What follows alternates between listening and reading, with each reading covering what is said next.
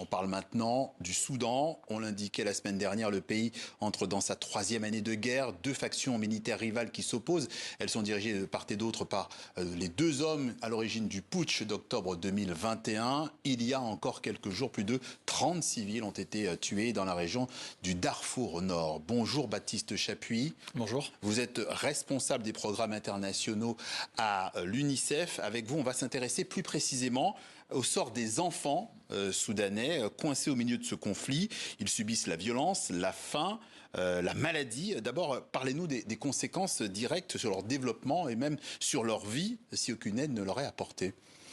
Mais écoutez, déjà, les mots peinent à traduire ce que vivent les enfants soudanais et leurs familles, en particulier depuis que la guerre a commencé il y a 2 ans. 15 millions d'enfants. Avant de venir sur votre plateau, je regardais les statistiques de l'INSEE. C'est comme si tous les enfants français avaient besoin d'une aide humanitaire. C'est vous dire l'ampleur de la crise aujourd'hui que vivent les enfants soudanais et leurs familles.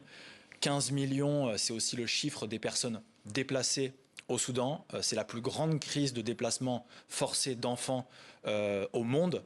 Et si on rajoute à ça la crise alimentaire extrêmement sévère, on parle de 25 millions de personnes qui souffrent de la faim aujourd'hui au Soudan, on remarque qu'effectivement les enfants sont et demeurent aujourd'hui les premières victimes de ce conflit. Oui, c'est un peu plus que ce sont eux les premières victimes, c'est pas la moitié, c'est ça, hein?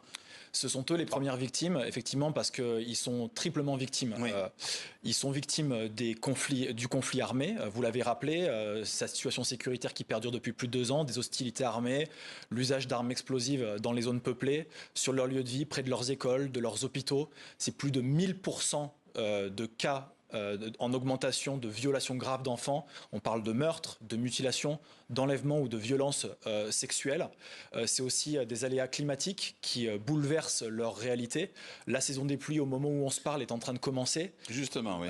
C'est, pour vous donner un exemple très concret, ces 3 dernières années, lorsque la saison des pluies commence, c'est à peu près 1 enfant sur 2 sur toute l'année qu'on accueille dans nos centres de santé qui souffrent de malnutrition aiguë dans cette fenêtre de 3 mois. Ce qui veut dire effectivement qu'au-delà du conflit, quand vous rajoutez à ça un aléa climatique comme la saison des pluies, ça aggrave la situation des enfants. Et donc ça multiplie aussi les propagations de maladies, c'est cela? Tout à fait. À la crise, on va dire climatique, s'ajoute une crise sanitaire avec plus de 50 000 cas de choléra qui ont été répertoriés sur l'année 2024. Et effectivement, avec cette nouvelle saison des pluies et cette détérioration de la situation humanitaire, on s'attend à ce que les enfants continuent de payer le prix de ces maladies et de la propagation, en particulier dans un contexte où le taux de vaccination baisse à cause du conflit armé et du manque d'accès, on aura l'occasion d'en reparler, des opérateurs humanitaires comme l'UNICEF, oui, aux zones qui sont impactées.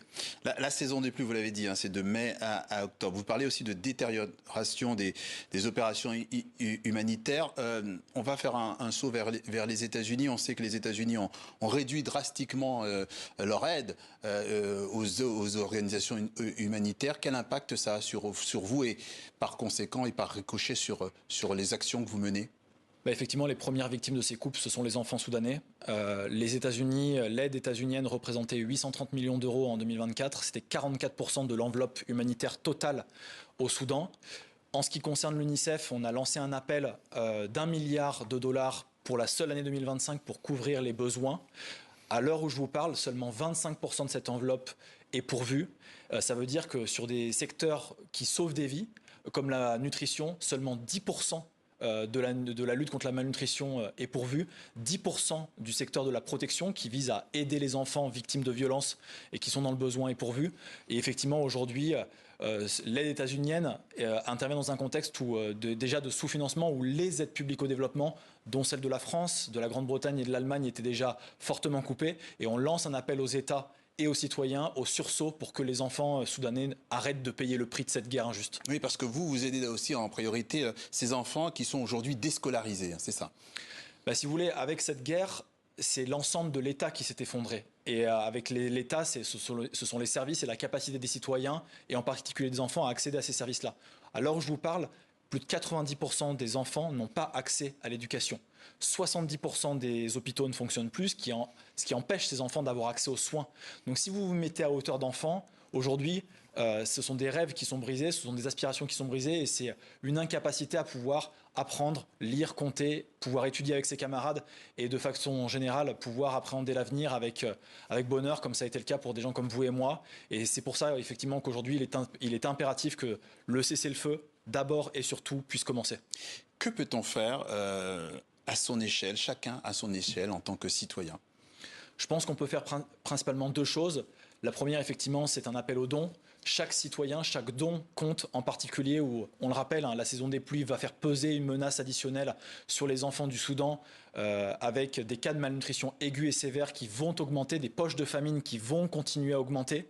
Donc chaque don fait la différence. Mais au-delà de ça, on a un rôle en tant que citoyen pour interpeller aussi nos décideurs en France, aux États-Unis, dans tous les pays du monde, parce que les aides publiques au développement sont le meilleur outil pour protéger les enfants. Et ces dons, faut les formuler sur le site internet de l'UNICEF? De l'UNICEF en particulier, sur la collecte en particulier qui a été constituée pour les enfants du Soudan. Merci Baptiste Chapuis, responsable des programmes internationaux à l'UNICEF. Merci d'être passé par le journal de TV5 Monde. Merci à vous.